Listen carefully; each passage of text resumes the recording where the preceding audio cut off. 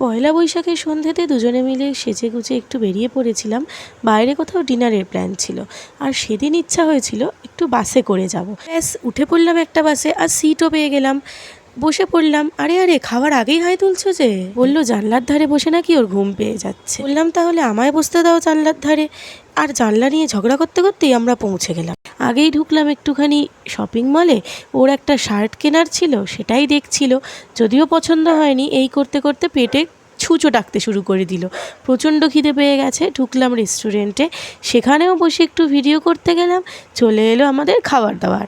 প্রচণ্ড খিদে পেয়ে গেছিলো, তাই খাবারের কোনো রকমে একটু ভিডিও নিয়েই আমরা খাওয়া দাওয়া শুরু করে দিলাম।